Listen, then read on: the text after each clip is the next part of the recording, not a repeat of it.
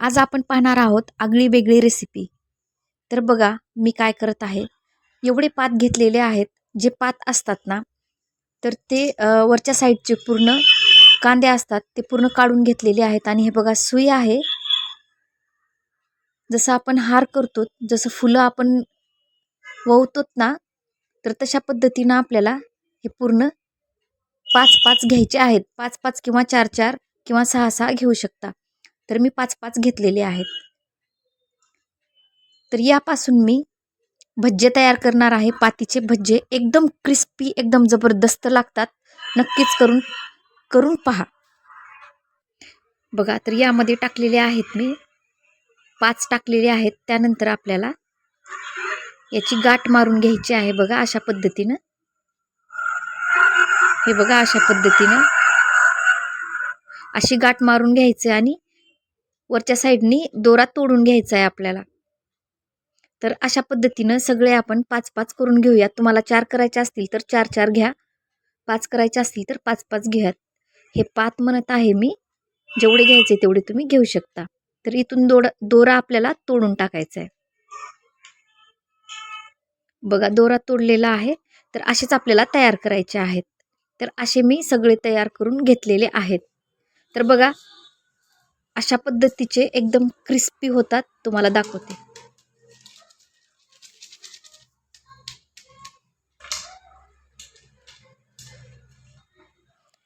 Crispy तर होतातच, पण टेस्ट तर अप्रतिम लागते. हे बघा किती क्रिस्पी आहे. दाखवते तुम्हाला मी. बघा आवाज बघू शकता.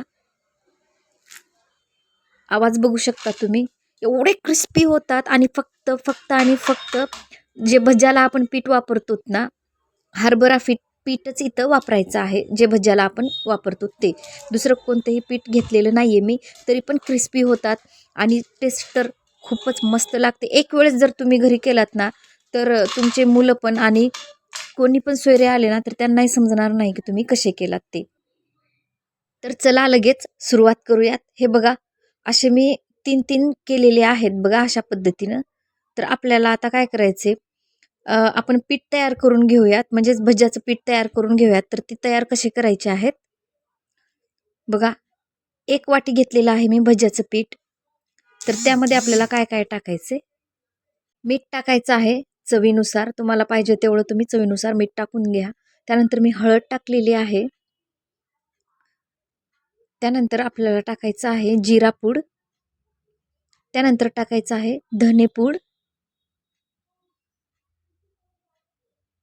तर तुम्ही आणखी काही तुम्हाला चाट मसाला वगैरे टाकायचा असेल तर तोही तुम्ही टाकून घ्या. थोडासा मी चाट मसाला टाकलेला आहे. आणि काळी मिरी तुम्हाला थोडीशी टाकायची असेल त्याचं पावडर तर तुम्ही टाकू शकता थोडीशी. किंवा तुम्ही लाल तिखट टाकून घेऊ शकता.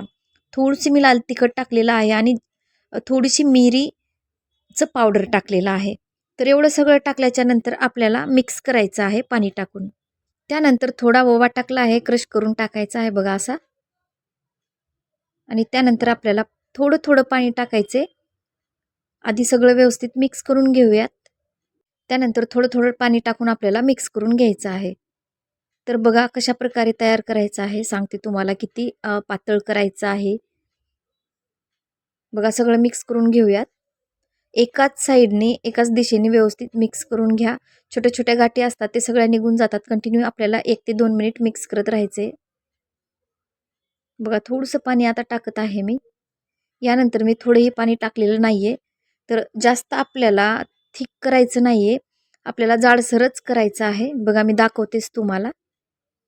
बघा दाखवतेच मी तुम्हाला. हे बघा एवढं थिक पाहिजे आपल्याला. यापेक्षा जास्त पाणी नका टाकू किंवा कमी पण नका टाकू. तर एवढंच करायचं आहे आपल्याला. कढई बघा मी ठेवलेली आहे गरम करण्यासाठी. तेल छान गरम झालेलं आहे.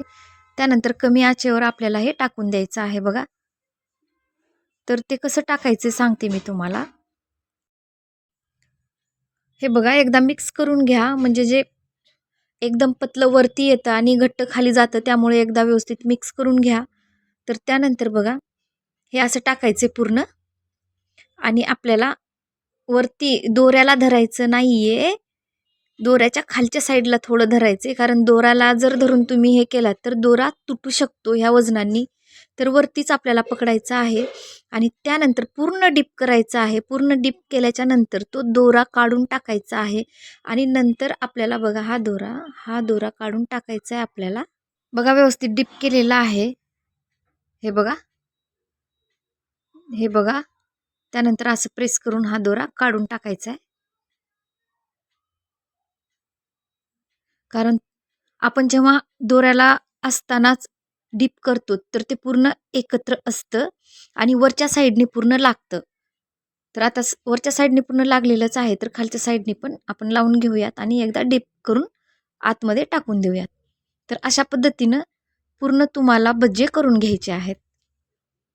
आता तुम्हाला वाटत असेल की आपल्याला दोरा लावायची म्हणजे असं करायची काय गरज आहे, तर जर तुम्ही जर पात अशी कट केली आणि जर आतमध्ये टाकली ना, भज्याच्या पिठामध्ये टाकली, तर ते पूर्ण सैल होतं, म्हणजे इकडं तिकडं जातं, ते व्यवस्थित त्याला पीठ लागत नाही. आणि जर तुम्ही दोऱ्याला धरून व्यवस्थित जे दोरा आपण लावल्याच्या नंतर ती एकत्रित येतात, तर तिथं धरून जर तुम्ही व्यवस्थित डीपमध्ये बुडवलात पिठामध्ये तर ते व्यवस्थित सगळीकडे पीठ लागतं.